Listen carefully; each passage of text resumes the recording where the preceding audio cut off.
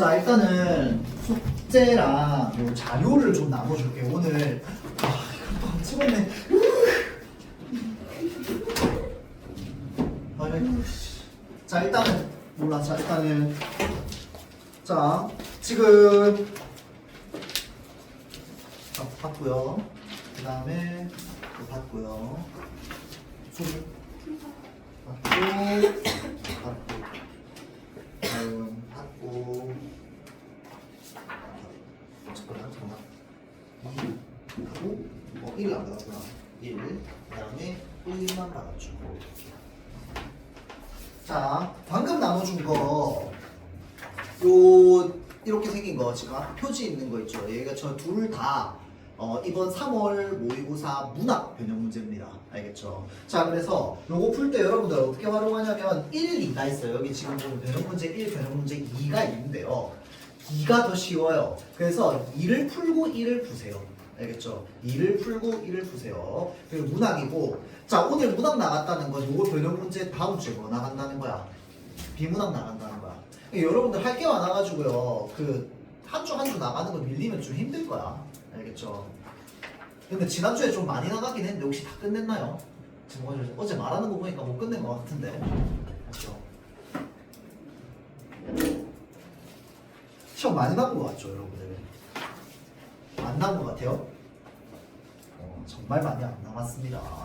자, 이렇게 하고요. 그 다음에 요거 컬러로 되어 있는 해설지 나눠줄 거야. 요 해설지는요, 지금 그 여러분들 저기 교과서에서 함께 읽으면 좋은 작품 있죠. 거기에 화단 뒤에 보면 담초라고 하는 수필이 있는데, 지금 다른 거는 지금 본문이랑 문제랑 같이 좀 뽑아놨거든요. 지난주에도 왜 우리가 빛이 되어 갈 수 없다면 그거는 빛의 속도로 갈 수 없다면 그거는 쌤이 자습서에 있는 지문 주면서 문제도 같이 줬잖아. 뒤에 답지도 달려있고. 담초를 아무리 찾아보려고 해도 얘만 따로 있는 지문과 문제가 없어요. 다른 거랑 같이 나와 있어. 이게 예전에 수능 기출이거든. 그래서 그 고전시랑 같이 있는데 여러분들 그 고전시를 같이 읽고 풀 필요는 없잖아. 그래서 그냥 지문을 내용을 읽고 아는 정도만 하면 될 것 같아요. 개인적으로 이태준의 다른 작품도 그 달밤이라는 작품도 교과서에 적혀 있는데 내 개인적으로 생각할 때 달밤보다 이게 더 같이 엮어서 나올 가능성이 높다고 봐요. 왜냐하면 이 담초라고 하는 작품도 생태주의적 관점으로 쓴 거거든. 근데 달밤은 생태주의랑 전혀 상관없는 그냥 소설이야. 알겠죠? 나중에 설명해 줄 건데. 자, 그래서 이것도 일단은 받아갑시다. 해설지 그냥 읽어보기만 하세요. 아, 이런 내용이 있는 수필이구나. 요거 수필입니다. 수필. 알겠죠? 이태준의 화단과 그 주제가 좀 비슷한 수필이야. 다음에 자, 달밤이랑 흐르는 북이라고 하는 소설인데 요 달밤이라고 하는 소설은 그 화단 수필을 썼던 그 작가랑 같은 작가가 쓴 소설이거든요. 원래 그 이태준 작가는 소설가입니다. 소설가. 그래서 소설을 훨씬 더 많이 썼어요. 근데 이제 이번에 여러분들 교과서에는 소설보다 수필이 실려 있는 거거든. 자, 그래서 이태준이 썼던 소설을 그냥 이제 하나 줄 건데 교과서에 실려 있으니까 얘는 같이 연계될 가능성은 매우 낮다고 봐요. 근데 이제 한번 봐봐. 내용은 엄청 쉬워. 알겠죠? 자, 그 다음에 뒤에 흐르는 북이라고 하는 소설도 쌤 나눠줄 겁니다. 흐르는 북은요, 뭐랑 연계되어 있냐면 저기 그 관내문식이라는 연계가 좀 되어 있습니다. 그래서 관내문식이라고 하는 소설 뒤에 함께 읽으면 좋은 작품에 요 흐르는 북이 있거든요. 이 흐르는 북은요, 부모님과 그 밑에 세대와의 어떤 그 세대 갈등이 나와 있습니다.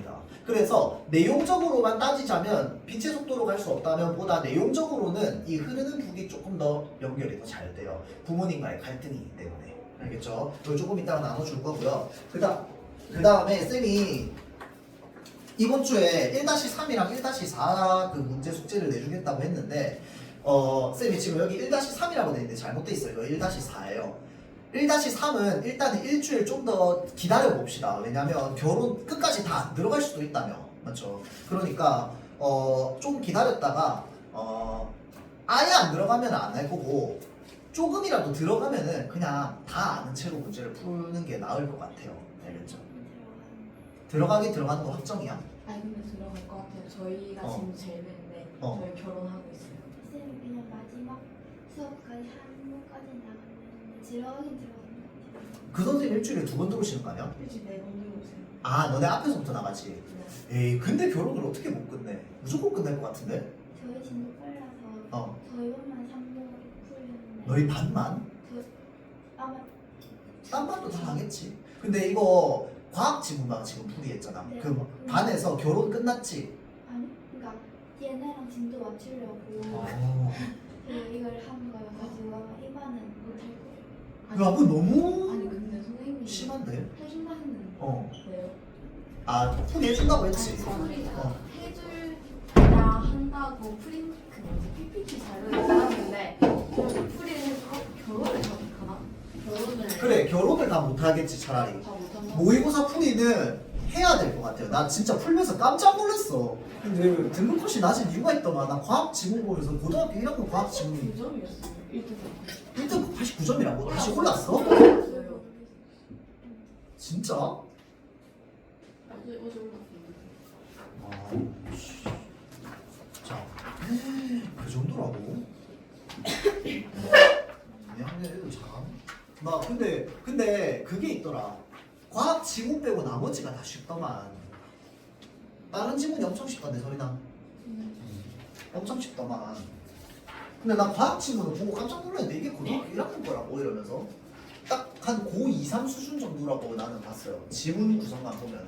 근데 이제 문제는 앞에 거 쉽고 이제 뒤에 게 좀 어려웠는데 이거는 여러분들 과학 지문은 학교에서 풀이를 안 하면은 이 형평성의 차이가 되게 클 것 같아요. 저희는 하고 있어요. 그러니까 할 것 같아 내 생각에. 결혼을 다 못 나가더라도 이거는 해줘야 될 거야. 안 하고서는 학교 선생님이 시험 문제 내기 너무 좀 양심에 찔릴 것 같아요. 너무 어렵긴 하더라. 결혼은 다할 수도 있대. 근데 우리 결혼 다 한 거 같아요. 결혼했다고? 우리 무슨 쌤이 연구 시키면서 다 익혔어. 우리는 쌤이 결혼을 마지막에 한다고. 좀 여자 남자 그 애들 지정해가지고 하면 우리도 해서 우리 연구 시키던데. 우리 그냥 보러 가겠다. 용서 안 하고? 그래서 결혼 다 한 거 같은데 그래서. 모의고사 저거 풀이하는 거 2시간 썼어? 1시간 썼어? 1시간 반. 1시간 반 썼어? 알겠어요. 자 앞에 봅시다. 지금 다시 한번 읽어볼게요. 풀면서 안 어려웠어요 과학 지문? 개 어려웠다고? 어려웠다고? 정보가 많긴 하더라 이라는 것이고 그렇죠. 자 내용 한번 볼게요. 자 이거 쌤이 예시로 이제 좀 정리를 몇 문단 정도는 해줄 거야. 근데 처음부터 끝까지 다 할 수는 없고요. 그러면 이제 오늘 안에 못 끝나는 거 3개가. 자 그래서 이제 필요한 정보들을 쌤이 정리를 좀 해줄 건데 여러분들이 따로 정리를 좀 해야 될 겁니다. 알겠죠? 근데 내가 보니까 뒤에 2지문은 적당히 하면 되는데 얘는 좀 상세하게 좀 하기를 바랄게요. 온 반을 돌아다니면서 선생님이 이걸 다 한다는 건 얘는 나온다는 뜻이거든. 내가 볼 때 지문 3개가 다 나오진 않을 것 같고 독서는 1개 또는 2개 나올 것 같아요. 비문하게. 알겠죠? 자 그래서 일단은 요거는 좀 상세하게 봅시다. 자 내용. 자 첫 문단부터 골격근은 힘줄을 통해 뼈에 부착되어 있는 근육으로 인체 운동을 실행하는 기관이랍니다. 자 그래서 우리가 지금 처음 보는 정보, 만약에 이걸 처음 본다고 치면은 골격근이라고 하는 말이 있죠.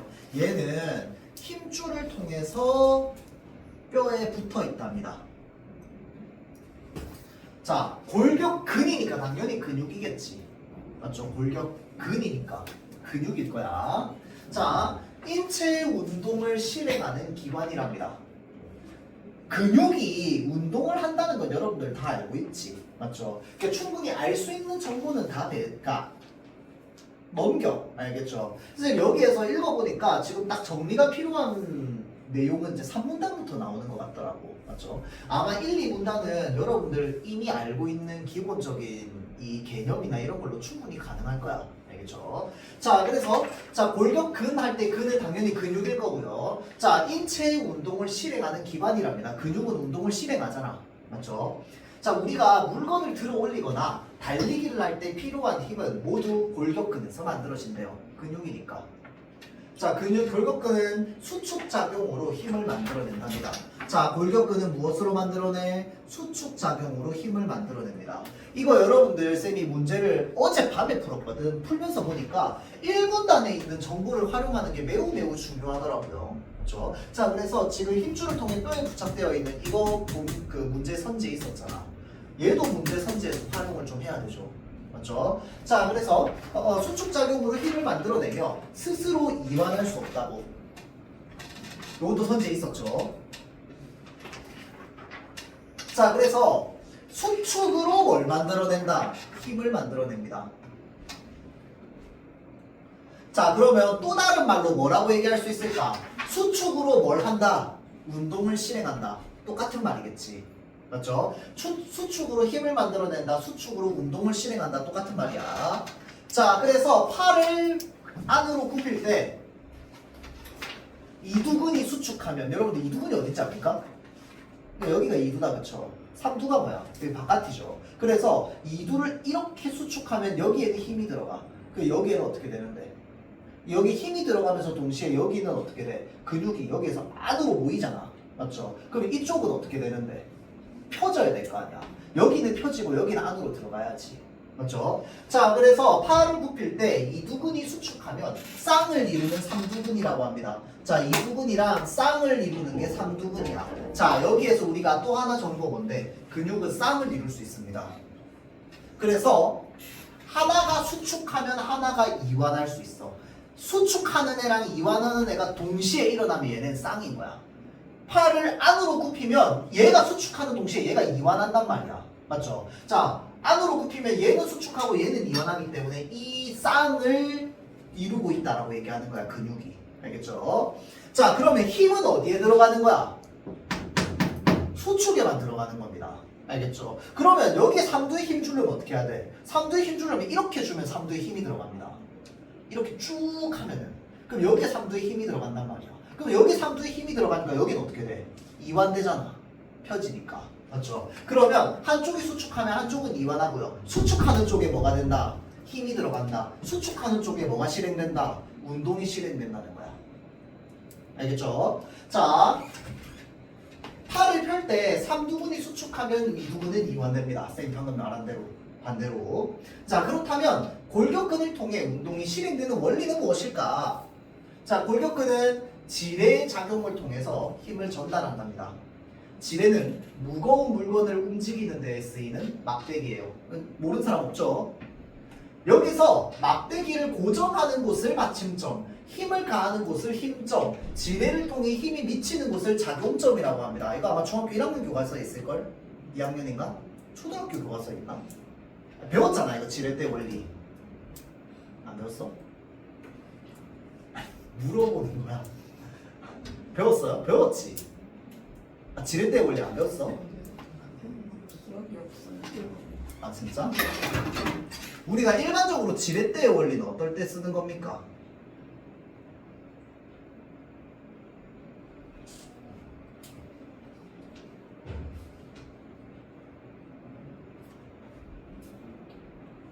자, 어떤 물건이 있는데 얘를요 무거워가지고 내가 그냥 들면 안 들어져. 그래서 밑에다가 판때기를 깔죠. 판때기를 깔고 어떻게 시소처럼 얘를 이렇게 쭉 눌러요. 그럼 얘가 어떻게 되는데 이렇게 올라간단 말이야. 맞죠? 자, 그래서 지금 여기에 이 받치는 부분, 여기를 우리가 받침이라고 하는 거잖아. 맞죠? 그럼 여기가 받침점. 실제 지렛대에서야 지렛대가 뭔지를 알면은 요 원리도 쉽게 이해가 될 테니까 얘랑 얘가 똑같지는 않습니다. 알겠죠? 자, 그래서 우리가 보통 얘 물건을 들고 싶어. 그럼 어떻게 해야 돼? 여기다 힘을 줘야 될 거 아니야. 힘 주는 여기 부분이 바로 뭐야? 힘점이야. 받침대가 있는 데가 받침점이야. 물건이 움직이는 쪽이 뭐야? 작용점이 되는 거야. 힘점, 받침점, 작용점인 거지. 이해되죠? 우리가 실제로 지렛대를 사용할 때. 그렇죠? 자, 그런 것처럼 골격근은 지뢰의 작용을 통해서 힘을 전달한다는 거죠. 지뢰는 무거운 물건을 움직이는 데에 쓰이는 막대기라고. 막대기. 여기서 막대기를 고정하는 곳, 여기잖아, 여기. 맞죠? 그곳을 받침점, 힘을 가하는 곳을 힘점, 지뢰를 통해 힘이 미치는 곳. 물건이 움직여야 되잖아. 맞죠? 그럼 힘이 미치는 곳이겠지. 맞죠? 자, 거기를 작용점이라고 한다고. 자, 인체에서는 자, 뼈와 뼈가 맞닿아 연결되는 관절이라고 하는 곳이 있어.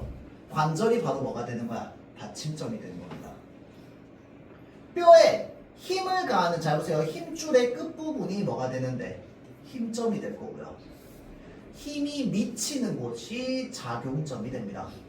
자, 그러면 우리가 요거 나중에 요것도 볼 거고 뒤에 나오는 예시 있잖아. 그쵸? 자, 여기에서 제일 찾기 쉬운 게 바로 뭔데? 작용점입니다.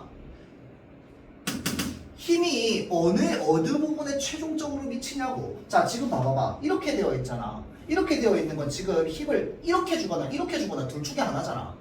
힘을 이렇게 주든 효과는 어디에서 보는 거야? 요 끝에서 보는 거야. 이렇게 하면서 맞든 이렇게 하면서 맞든 효과는 여기에 있는 거잖아. 맞죠? 작용점 찾기가 제일 쉽다고. 맞죠? 작용점. 자, 그러면 이 두 개 사이에서 힘점과 받침점이 어떻게 나뉘는데? 봐봐. 여기 지금 혹시 그림 보이니? 슉슉슉. 이거 뭔데? 근육. 이 휜 거 뭔데? 뼈. 맞죠?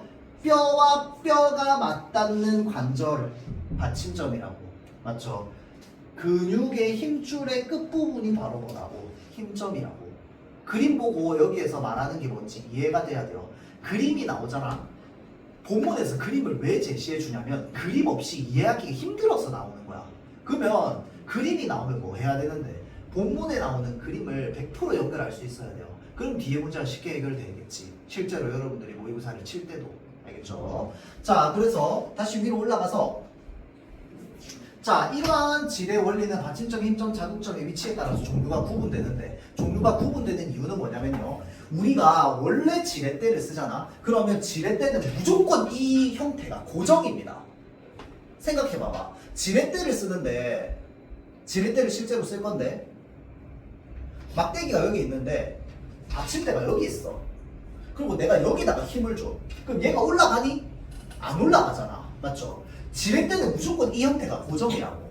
자, 그러면 봐봐. 지렛대는 원래 힘점, 그 다음에 받침점, 그 다음에 작용점. 그래서 힘, 받, 작, 이 순서대로 만들어질 수밖에 없다고.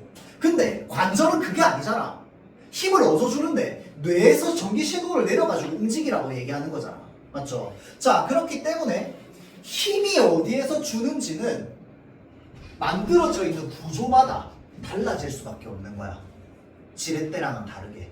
자, 그래서 지금 1종 지뢰, 2종 지뢰, 3종 지뢰가 있는데 그래서 지금 이렇게 만들어져 있는 거죠. 받침점이 여기 있는 형태, 받침점이 여기 있는 형태, 받침점이 여기 있는 형태. 이렇게 되는 거라고. 알겠죠? 자, 그래서 자 봅시다. 1종 지뢰는요. 힘점, 받침점, 작용점의 구조로 만들어져 있답니다. 우리가 목을 들려고 해보세요. 그러면 여기 뒷목에다가 힘을 주면서 여기를 수축해야 올라갈 거야. 맞죠? 자, 그러면 올라가는 건 뭔데? 턱이 올라가는 거잖아. 맞죠? 그래서 힘이 작용하는 부분이야. 힘을 주는 부분은 힘점, 수축하는 부분이겠지. 자, 그래서 힘점은 항상 뭐가 된다? 수축이 일어난다라는 걸 생각하면 돼. 받침점은 뭐야? 움직이는 목 관절이겠지. 그렇죠? 자, 다음 받침점, 힘점, 작용점 생각해봐봐. 자, 작용점이 어디에 있어? 여기에 있습니다. 그럼 그 말은 무슨 말이야?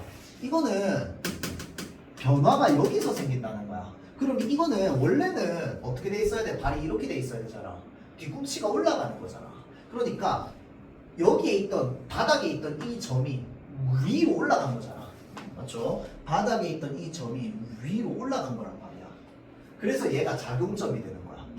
근데 얘를 바닥에 붙어있는 이 점을 위로 올리기 위해서 힘을 어디에 줘야 되게요?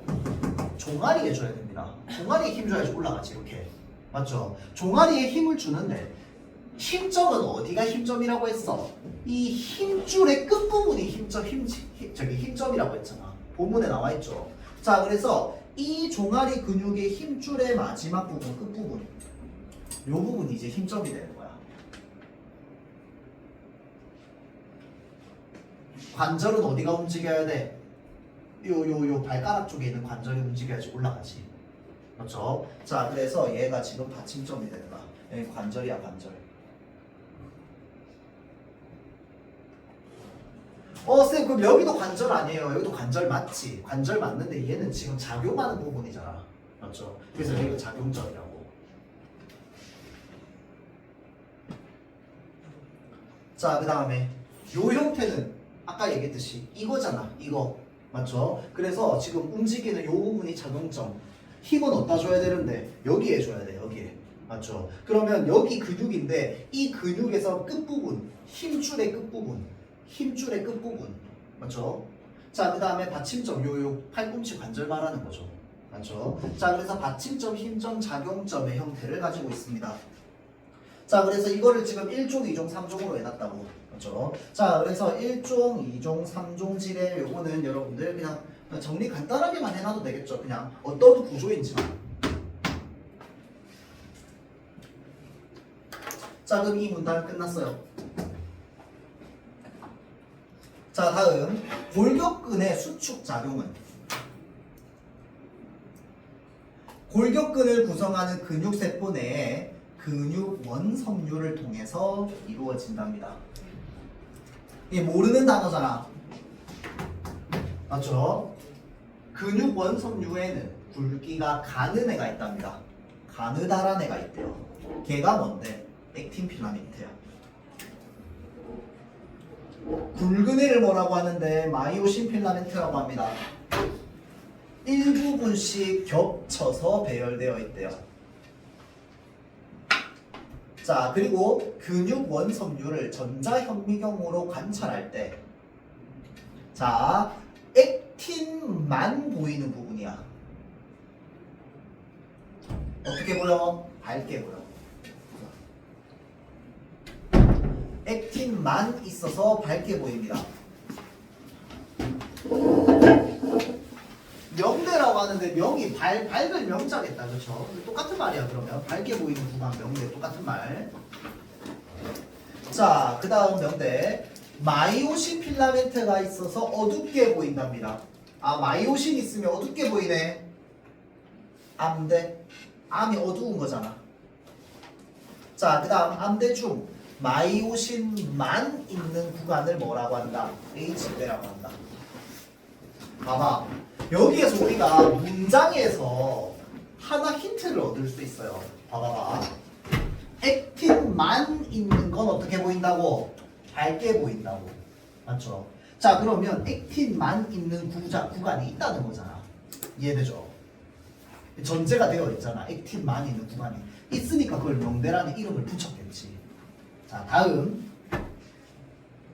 마이오신 필라멘트가 있어서 어둡게 보이는 구간을 암대라고 하고요. 암대 중에 마이오신만 있다고. 그럼 그 말은 무슨 말인데? 여기에 있는 암대는 뭐랑 뭐가 합쳐져 있다? 액틴이랑 마이오신이 겹쳐져 있는 구간이라는 뜻인 거야. 이해돼요? 얘는 겹쳐 있는 구간이고요. 암대만 있는 곳을 H대라고 한다며. 그러면 암대랑 H대가 서로 다르잖아. H대는 얘 마이오신만 있는 거고, 그럼 암대는 뭔데? 마이오신만 있지 않다는 데 얘기야. 이해돼요? 이게 지금 전제되어 있는 정보입니다. 이해돼요? 문장을 읽으면서 여러분들이 이게 머릿속에 떠올라야 돼. 그래야지 뒤에 있는 그림이 이해가 바로 된다고 1초 만에. 아, 그래서 세 개를 나눴구나. 하나만 있는 거, 둘 다 있는 거, 하나만 있는 거가 된다고. 이해돼요? 그래서 뒤에 그림 보면 어떤 식으로 되어 있는 거야? 겹쳐 있는 구간이 있고 따로 있는 구간이 있고 따로 있는 구간이 있는 거야. H대, 명대, H대, 그 다음에 여기 암대, 겹쳐 있는 구간. 그 암대 중에서 마이오신만 있는 게 지금 H대인 거고. 이해되죠? 자, 그래서 문장에서 전제되어 있는 그 정보, 그러니까 모든 걸 다 얘기 안 해준다고 중간에 숨겨져 있단 말이야. 숨겨진 정보들을 우리가 좀 잘 파악해야 되겠다. 그렇죠? 숨겨진 문장들. 자, 다음. 그리고 액틴 필라멘트를 서로 이어주는 선이 있답니다. 액틴 필라멘트를 서로 이어주는 거야. 그럼 얘는 액틴과 액틴이 이어져 있는 거야? 액틴과 마이오신이 이어져 있는 거야? 액틴과 액틴이 이어져 있는 거지. 맞죠? 액틴과 액틴이 서로 이어져 있는 걸 뭐라고 한다고? Z선이라고 한다고. 이 얘기 왜 이렇게 계속 하고 있는데? 결국 하고 싶은 말이 뭔데? Z선과 Z선 사이를 뭐라고 얘기한다고? 근육 원섬유 마디라고 얘기한다고. 이 문단 뭐 때문에 얘기하는 거야? 근육 원섬유가 뭔지 얘기하려고 하는 거야. 이해돼요? 이 문단 근육 원섬유를 통해서 이루어진다며. 근데 근육 원섬유가 뭔데? 모르잖아. 근육 원섬유가 뭔지를 이 4줄, 5줄, 6몇 줄이야? 7줄, 이걸 7줄을 통해서 지금 근육 원섬유가 무엇인지를 얘기하고 있는 거야. 알겠죠? 자, 그래서 근육 원섬유 마디라고 한다고. 자, 그러면 일단 기본적으로 우리가 근육 원섬유 마디라고 하는 개념을 알았어. 아는데 얘가 정보가 너무 많단 말이야. 자, 그래서 얘를 간단하게 정리하자면 나는 이렇게 정리할 거야. 나랑 똑같이 정리할 필요도 없어요, 여러분들이. 알겠죠? 여러분들이 스스로 읽고 이 문장을 이해해서 정리하고 대신에 정리한 내용이 맞는지 확인은 충분히 선생님한테 물어볼 수 있겠지. 근데 내가 스스로 정리하려는 노력들을 좀 많이 해봤으면 좋겠어요. 그래야 스스로 생각하는 힘이 좀 커지지. 자, 어차피 선지는 여고 그대로 안 나올 거고 학교에서 물어보는 선지도 어차피 여기 있는 문장 다른 말로 바꿔가지고 물어볼 거란 말이야. 맞죠? 개념적으로 여러분들이 좀 알고 있어야겠죠. 자, 나라면 이렇게 정리할 거야, 이 문단을. 자, 원섬유.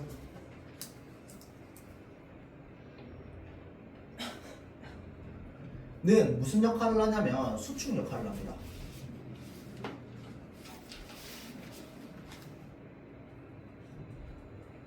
자, 액틴 필라멘트는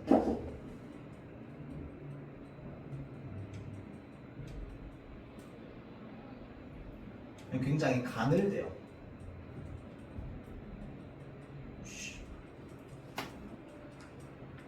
그 다음 마이오심은 필라멘트는 굵고요. 자, 그래서 얘를 현미경으로 관찰해 봤더니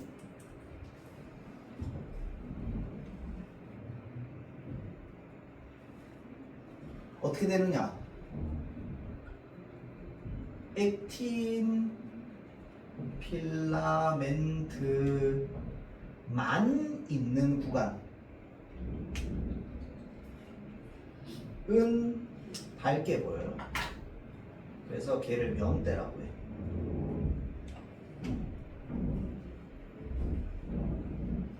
자, 액틴 그 다음에 마이오신 겹쳐 있는 구간. 이거는 본문에 안 나와 있어. 안 나와 있고 우리가 전제되어 있는 정보를 끄집어낸 거야. 알겠죠? 자, 액틴과 마이오신이 겹쳐 있는 부분은 어떻게 보인다고? 어둡게 보이고요. 그걸 암대라고 한다고. 자, 그런데 이 암대 중에서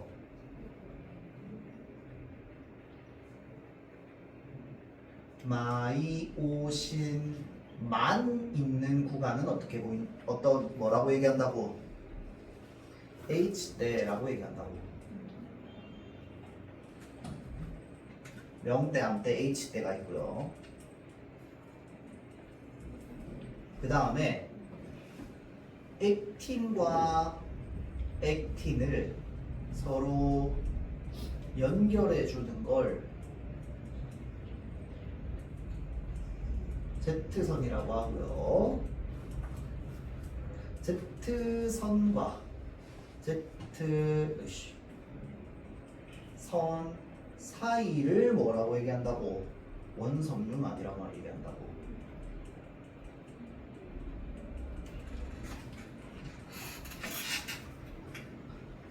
왜냐면 명대, 암대, H대, Z선, 그 다음에 원섬유 마디 전부 내가 모르는 말들이거든. 맞죠? 이거는 여러분들 실제로 읽으면서도 뭐 이 정도까지 자세히 정리할 필요는 없겠지만 앞글자만이라도 따가지고 정리를 좀 해놔야지 아마 실전에서 좀 이렇게 활용이 가능할 거야. 아니면 앞뒤로 계속 왔다 갔다 하면서 본문 계속 봐야 될걸. 그렇죠?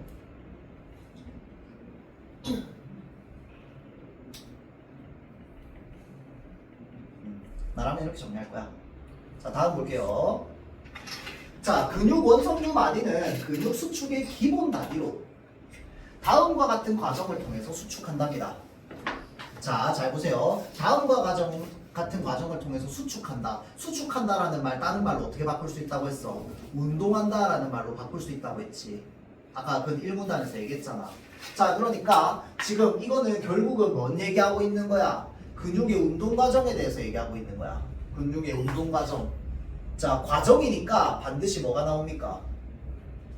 자, 과정이라는 말이 나오면 이거 이 문단에도 과정이 있고 다음 문단에도 과정이라는 말이 있는데 과정은 항상 뭐가 나와요? 순서가 나오죠, 순서. 그래서 이건 여러분들 실제로 비문학 읽을 때 많이 이제 활용하면 좋을 부분인데 과정은 웬만하면 번호를 붙여놓는 게 눈에 보기 편합니다. 자, 먼저라고 되어 있으니까 얘가 1번이야. 자, 마이오신 필라멘트에 있는 마이오신 머리라고 하는 게 있답니다. 마이오신 머리니까 당연히 마이오신에 있겠지. 자, 이 마이오신 머리라고 하는 게 있는데 얘가 에너지가 공급되면 액틴에 뭐 한다? 달라붙는답니다. 그래서 구름다리 구조가 만들어진대요. 여기 1번, 2번은 뭔데? 자, 마이오신 머리가 뭐 한다? 고개를 돌리듯이 회전한다. 그러면 양쪽 액틴 필라멘트, 양쪽에 있는 액틴이 서로 어떻게 된다? 가까워진답니다. 그러면 구름다리 구조는 어떻게 돼? 분해가 된대요. 여기까지가 2번이야. 자, 그래서 이러한 과정이 뭐가 돼? 여러 차례 반복이 됩니다. 자, 그러면 액틴이 마이오신 사이로 미끄러져 들어간대요.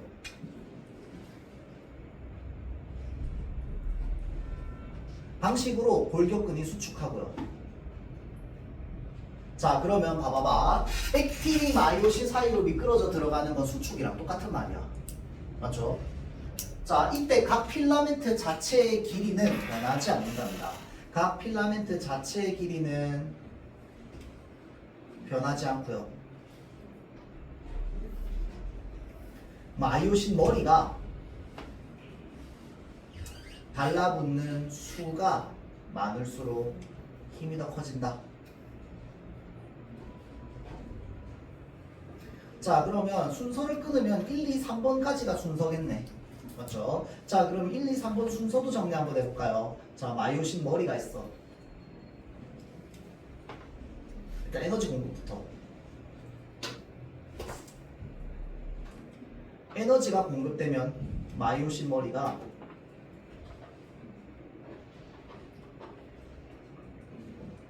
구름다리 구조라며. 이렇게 구름다리 구조로 액틴에게 붙는데요. 얘는 구름다리 구조.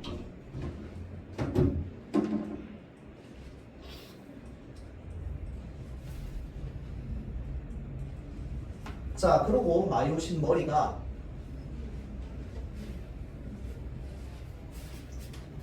회전한답니다. 양쪽 액틴이 가까워져요.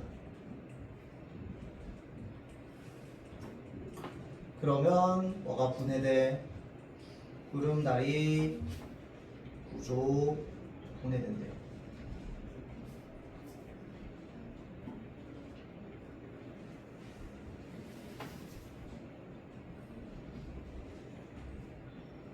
그리고 이게 계속 반복된답니다.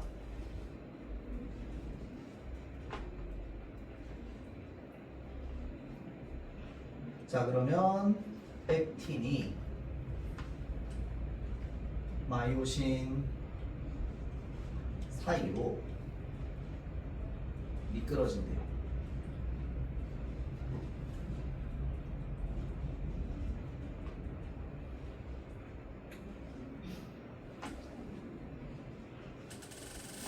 자, 까지다, 그쵸? 자, 그래서 쌤 여기까지만 정리를 좀 도와줄 겁니다. 다음 문단도 정리가 꼭 필요해요. ATP와 관련해가지고 이 크레아틴이랑 ATP와 그 다음에 이제 이 젖산이 생산되고 하는 요 역할도 좀 중요하긴 한데 일단 쌤이 정리를 일단 요거만 좀 정리를 해줄게요. 뒤에 문단까지도 정리를 한번 해보세요. 아마 요 위에까지 정리가 그렇게까지 필요 없을 거야. 1종, 2종, 3종까지만 정리해 놓으면 될 거고 그 위엔 필요 없을 거고. 맞죠? 이 중간에 과정들을 여러분들이 정리를 좀 해놔야 될 겁니다. 왜냐면 여러분들 이거는 이제 우리가 모의고사가 아니고 내신 시험이잖아, 그쵸? 이 내신 시험에서 이거 읽고 있을 시간이 없습니다. 그렇죠? 여러분들 시간 부족할 거야. 자, 뒤로 넘어가 봅시다. 보기 부분입니다. 방금 말했던 과정이 어떻게 일어난다는 거야, 그래서. 이거 여러분들 13번은 되게 쉽게 풀릴 거야. 받침점, 입점, 작용점이 뭔지만 알면 금방 보여요. 자, 그러면 요거 한번 생각해 봅시다. ABC부터 봅시다. ABC에서 봐봐. 작용점을 생각해봐. 작용점. 여기 화살표 친절하게 그려놨네요. 얘가 위로 올라간다는 거잖아. 그럼 얘가 작용점이겠네.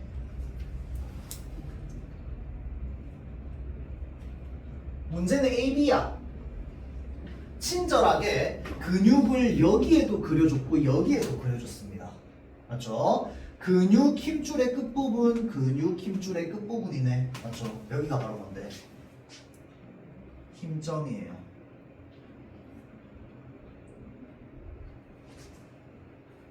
그 그림이 그려져 있으면 그림을 유심히 봐야 돼요. 앞쪽에는 근육 있어 없어? 없어. 뭐만 있어? 뼈만 있잖아. 그러니까 뼈와 뼈의 연결 부분이겠지. 관절이죠. 저기 뭐냐? 받침점. 이 되겠죠. 자, 그래서 받침점, 힘점, 작용점이 될 겁니다. 자, 보세요. 지금 근육 여기 부분을 어떻게 한 거야, 지금? 이렇게 확대한 거야. 맞죠? 자, 요걸 확대했기 때문에 얘가 실제로 운동이 일어나기 위해서는 이 부분이 뭐가 돼야 돼? 수축이 일어나야 돼.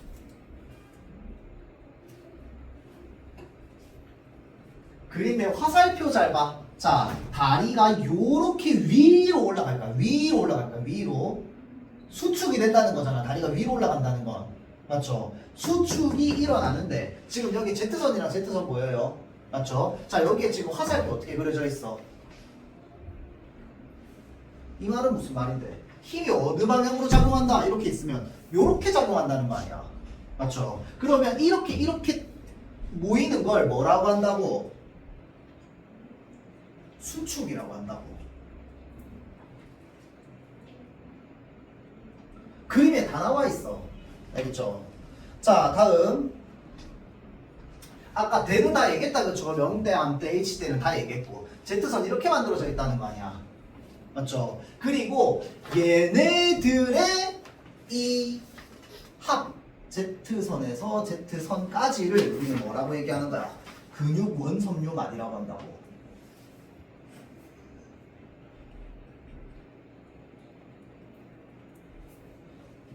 그리고 얘는 수축의 기본 단위입니다. 수축의 단위야. 근육이 수축되는 단위, 최소 단위가 지금 근육 원섬유만이죠. 자, 그럼 우리가 그림에서 얻을 수 있는 정보는 한 요 정도까지인 것 같아요. 자, 그럼 여기에서 이제 작용이 실제로 일어나게 되면 어떤 모양으로 바뀌게 되는지를 생각해 봐야겠지. 자, 일단 기본적으로 마이오신 필라멘트에 뭐가 움직인다고 되어 있어? 머리가 움직인다라고 되어 있어요. 그러면 머리가 구름다리 형태로 만들어진다는 게 무슨 말인데? 그쵸? 얘랑 얘가 어떻게 된다는 거야? 밑으로 내려가. 그러면 요 일자였던 게 어떤 모양으로 만들어지겠어? 요런 모양으로 만들어지겠지. 맞죠? 여기에 있는 양쪽 머리가 위로 붙든 아래로 붙든 그건 나도 몰라. 알겠죠? 나도 모르는데 얘가 위에 붙을 수도 있고 아래에 붙을 수도 있는데 결국은 마이오신 머리가 액틴에 붙는다잖아. 맞죠? 얘가 수축하면 붙는데요. 눌러지면서 밑으로 내려오면 붙어서 무슨 모양이 만들어진다고? 구름다리의 모양이 만들어진다고. 자, 그러면 구름다리 모양 아까 과정 적었던 거 생각해보면 구름다리 모양이 만들어지고 나서 이 머리 어떻게 된다고 했어? 회전한다고 그랬잖아. 그쵸? 자, 그럼 얘가 회전하면서 봐봐. 뭐라고 얘기가 되어 있냐면 양쪽 액틴 필라멘트가 가까워진다고 얘기했거든. 가까워진다라고 하는 게 무슨 말인데 지금? 여기에 지금 공간 있잖아. 요 공간이 어떻게 된다는 거야? 가까워진다는 거거든.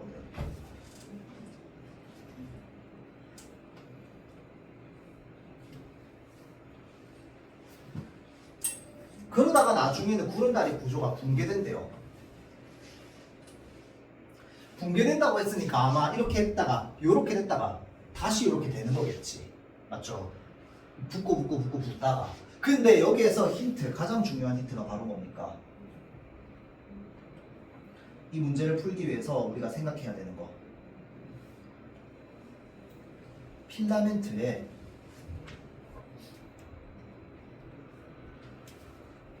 길이는 항상 일정하다는 거야. 길어지거나 짧아질 수 없다는 거야. 그러면 봐봐. 여기서 결론이 어떻게 나오냐면 이건 본문에 안 적혀 있어. 이건 우리가 추론해야 되는 거야. 어떻게 추론해야 돼? 필라멘트의 길이는 일정해. 그런데 양쪽 액틴 필라멘트의 길이가 서로 거리가 어떻게 돼야 돼? 가까워져야 돼. 이해돼요? 그래서 내가 뭐라고 얘기한 거야? 얘가 움직이는 거라고 얘기하는 거야. 여러분들 읽으면서 얘가 이렇게 움직인다고 생각해야 되는 이유가 뭐냐면요. 양쪽 액틴 필라멘트 사이가 이렇게 벌어져 있는데 수축이 되면 얘 사이가 가까워진다며. 가까워지려면 어떻게 되는데? Z선과 Z선 사이가 가까워져야 돼요. 이게 수축이라는 거야. 이해돼요?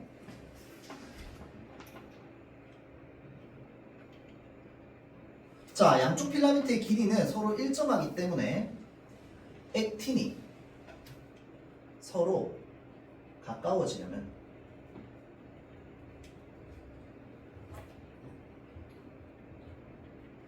Z선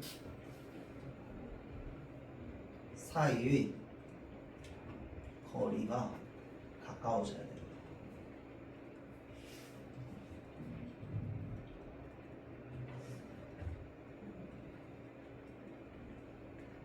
자, Z선 사이의 거리가 가까워져야 함. 어디에 있어? 5번 선지에 있어. Z선 사이의 간격이 줄어든다고.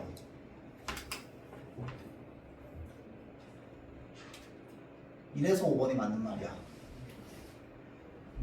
자, 다시 위로 올라갑시다. Z선과 Z선 사이를 뭐라고 얘기한다고? 근육 원석류 마디 단위라고 얘기한다고. 맞죠? 그러면 이 단끼 서로 어떻게 됐어? 요렇게 됐어.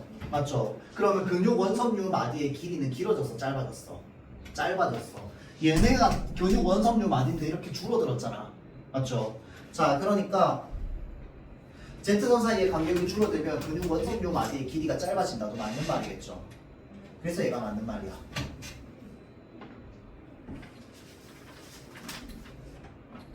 나머지 선지는 아마 본문에서 거의 다 찾을 수 있을 거고요. 3번 봅시다. 명대의 길이가 줄어들며 자, 전자현미경으로 관찰할 때 밝게 보이는 구간이 좁아진다라고 되어 있습니다. 자, 얘가 맞는 말인 이유는 뭡니까?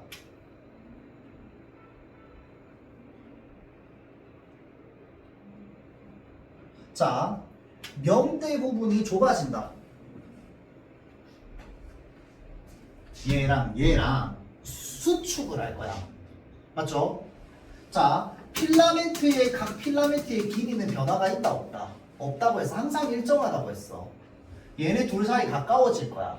맞지? 얘네 둘 사이가 가까워지면 이 사이의 거리는 넓어져요, 좁아져요?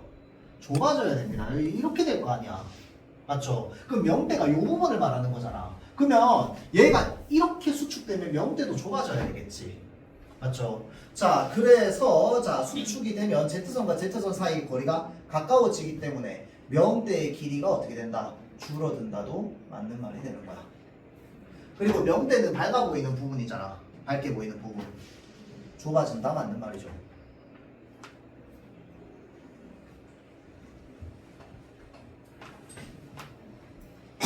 자, 잘 보세요. 암대가 어디서부터 어디까지를 암대라고 해? 딱 그냥 그림으로도 이미 나와 있는데 마이오신 길이랑 암대의 길이랑 똑같습니다. 맞죠? 왜 그럴 수밖에 없어? 마이오신이랑 액틴이 겹쳐져 있는 부분도 암대라고 하고 마이오신 혼자 있는 부분도 암대라고 하잖아. 그리고 그 혼자 있는 부분을 암대 중에서 H대라고 얘기하는 거고 맞죠? 그러면 결국은 암대의 길이는 항상 뭐랑 동일? 마이오신 길이랑 동일.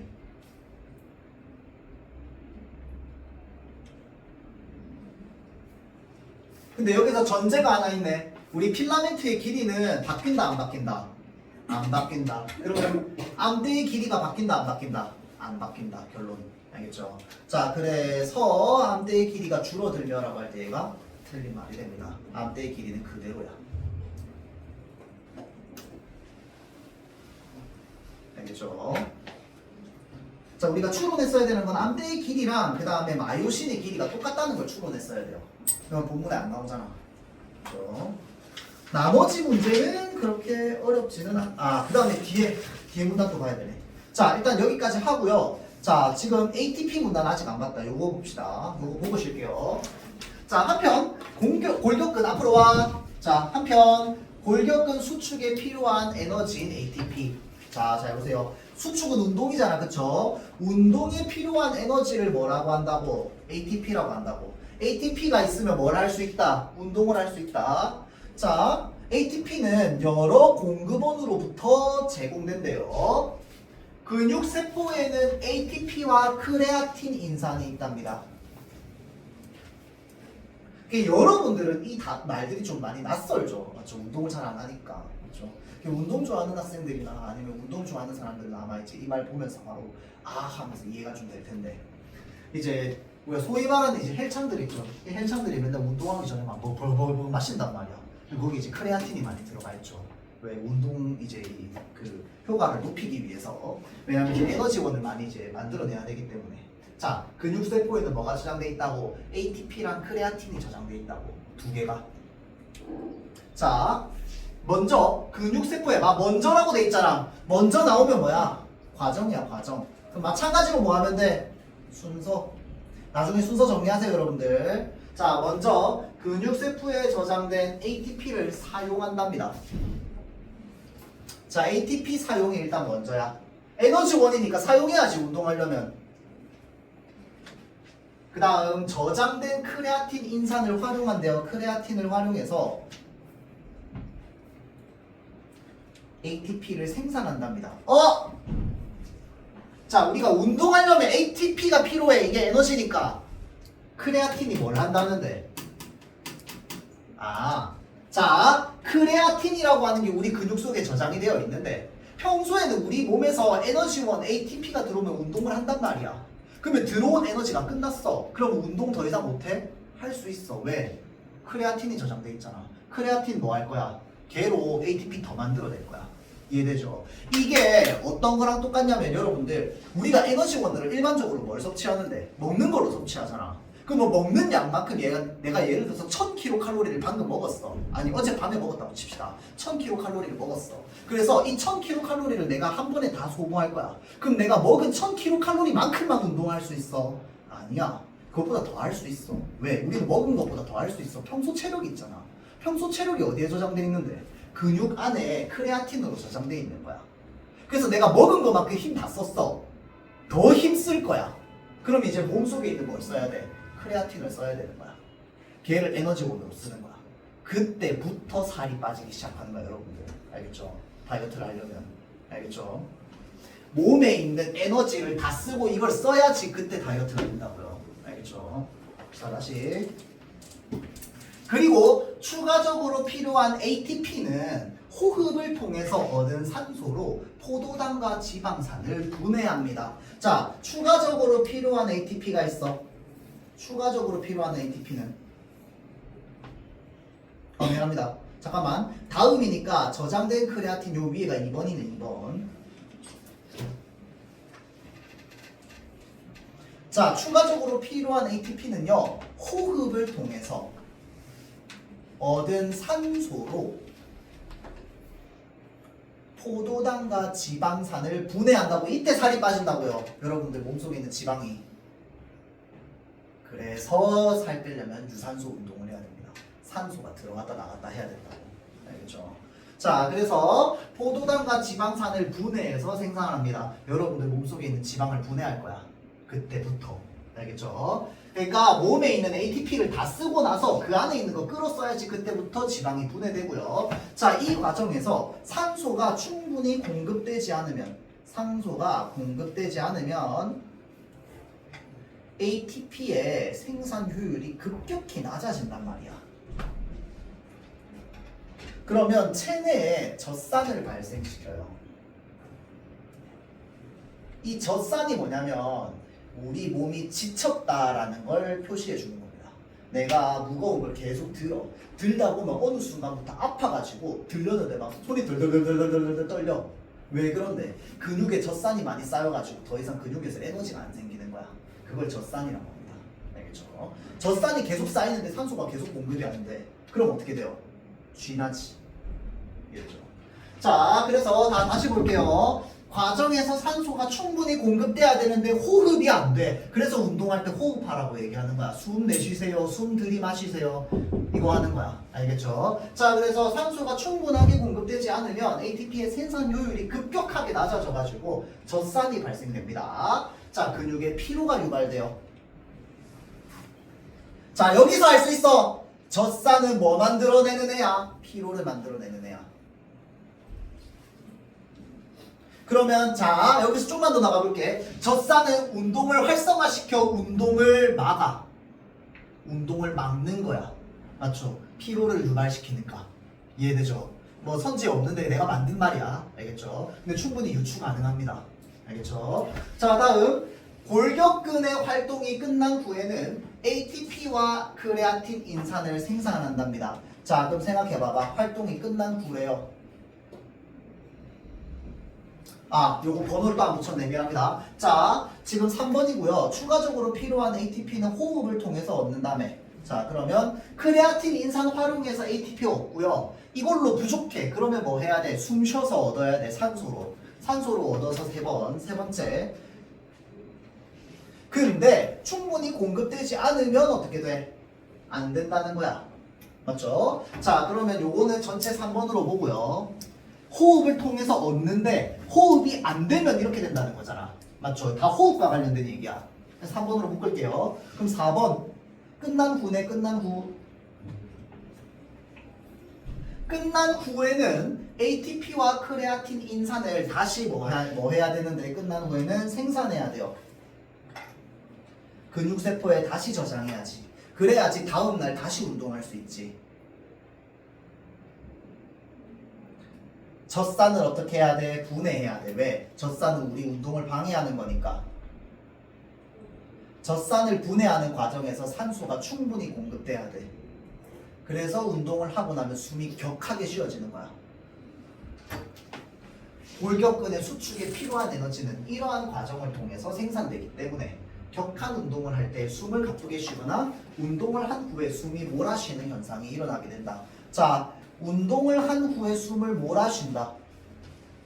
다른 말로 뭐라고 얘기할 거야? 젖산 분해 속도가 올라간다.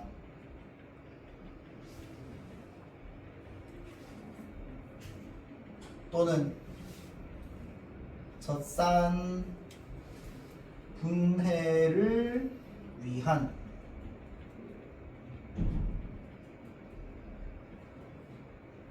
산소 공급이 많아진다. 다 똑같은 말이죠.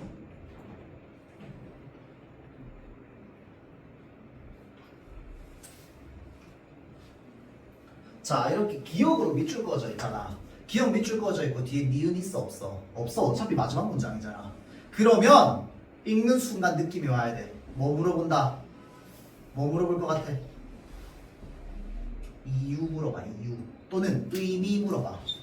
운동을 한 후에 숨을 몰아쉬는 현상이 가지고 있는 의미가 뭔지 물어보거나, 또는 뭘 물어봐. 왜 이렇게 숨을 몰아쉬는지 이유 물어본다고. 기억하고 니은 없잖아. 기억 니은 있으면 뭐 물어보겠어? 연결해서 물어보겠지. 공통점 차이점 하나밖에 없잖아. 마지막 문장이잖아. 무조건 뭐 물어봐? 이유 또는 의미 물어봐.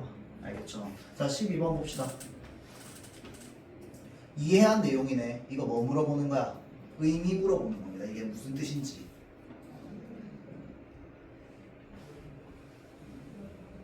자, 근육의 피로가 해소된 후 일어나는 현상이겠고 맞나요?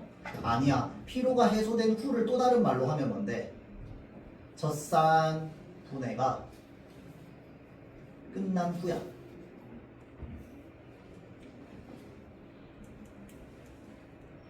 숨을 가쁘게 몰아쉬고 있는데 젖산 분해가 끝났다고? 아니지. 젖산 분해가 피로하니까 숨을 가쁘게 쉬는 거잖아.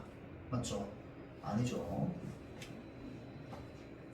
2, 3, 4는 뭐 당연히 아니고요. 자, 다음 5번. 크레아틴 인산 생산의 효율을 높인다. 자, 생각해보세요. 크레아틴 인산 생산 역시 뭐를 필요로 하는데? 산소를 필요로 합니다. 자, 봐봐. 문장 바꿔볼게요. 산소를 필요로 하잖아. 그러면 그 말은 무슨 말이냐면 산소 공급을 필요로 한다는 거거든. 맞죠? 산소 공급의 효율을 높이는 현상이다. 숨을 가쁘게 몰아쉬는 현상. 산소 공급의 효율을 높이는 현상이다. 말 똑같아 안 똑같아? 똑같아. 맞죠? 물어보는 게 요거 물어보는 거다. 그쵸? 자, 얘를 다른 말로 바꾸면 이렇게 산소를 필요로 한다 또는 산소 공급의 효율이다 라고 하는 말로 우리가 고칠 수 있으면 바로 이제 선지가 보였겠죠. 자, 그래서 이렇게 우리가 좀 이해를 해볼 수 있습니다. 물론 여기 있는 문제는 나오지 않아요. 나오지 않는데 쌤이 얘기하는 이유는 여러분들이 이 지문을 바탕으로 무엇을 생각했어야 되는지 생각의 방향을 좀 정해주기 위해서야. 알겠죠? 자, 여기에서 어떤 말들은 다른 말로 문장이 바뀌어서 선지로 들어가 있을 거야. 어떻게 바꿀지는 몰라. 맞죠? 자, 그래서 여기에 있는 내용을 일단 내가 충분히 인지하는 게 우선입니다. 오늘 지금 쌤이 문학 문제 내줬잖아. 다음 주에 당연히 비문학 내주겠지. 왜 다음 주에 내주는데? 일주일 동안 보라고. 알겠죠? 자, 그래서 보고 이제 다음 주에 내주는 문제들 한번 좀 풀어볼 수 있도록 합니다. 알겠죠? 잠깐 쉬었다가 다음 시간에 시작하도록 할게요.